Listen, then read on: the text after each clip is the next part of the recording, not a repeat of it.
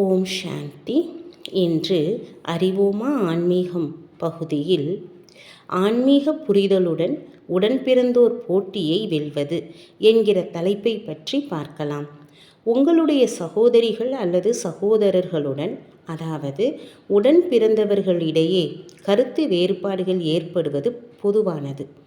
ஆனால் வயதான பிறகும் உடன் பிறந்தவர் மீது பொறாமை அல்லது பாதுகாப்பற்ற உணர்வு போன்ற விஷயங்கள் நம்மிடம் இருக்கிறதா என்பதை நாம் சரிபார்க்க வேண்டும்.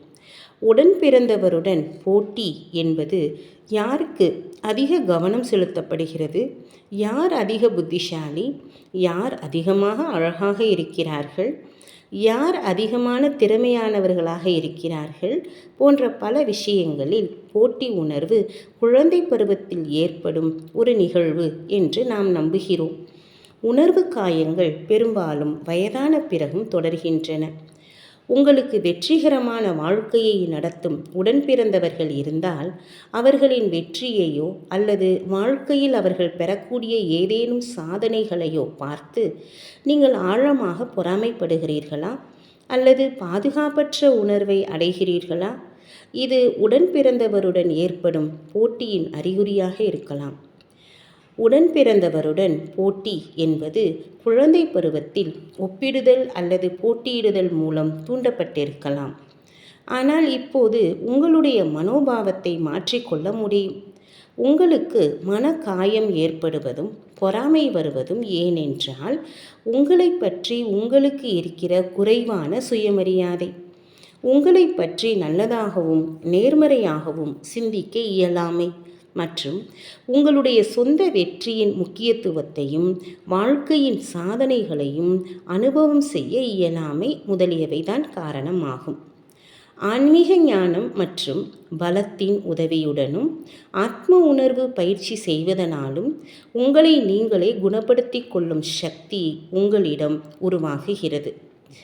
நம் வாழ்வில் ஒவ்வொரு சூழ்நிலையும் துல்லியமானது என்பதை நினைவில் கொள்ளுங்கள்.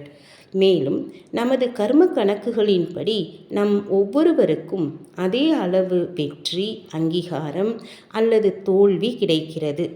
உங்களுடைய சகோதரிகள் அல்லது சகோதரர்களுடன் எந்த ஒப்பீடும் போட்டியும் இருக்க முடியாது.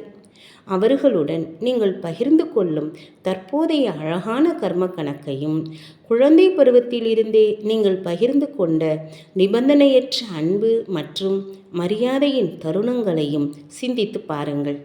சில நேரங்களில் நிகழ்ந்துவிட்ட தவறுகளிலோ அல்லது அவர்களிடம் நீங்கள் எதிர்பார்த்ததை பெறாத தருணங்களையோ கவனத்தில் கொள்ள வேண்டாம். கடந்த காலத்தை விட்டுவிட்டு ஒரு புதிய தொடக்கத்தை உருவாக்குங்கள். அவர்களுடனான கண்ணோட்டங்களில் வேறுபாடுகள் இருக்கும், ஆனால் அவர்கள் உங்களை நேசிக்கிறார்கள் என்பது உங்களுக்கு தெரியும். அவர்களின் வார்த்தைகள் அல்லது செயல்கள் சரியாக இல்லாமல் இருக்கலாம், ஆனால் அவர்களின் நோக்கங்கள் எப்போதும் சரியாகவே இருந்தன.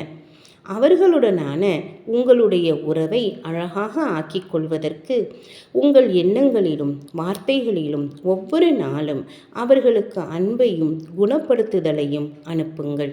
ஓம் சாந்தி.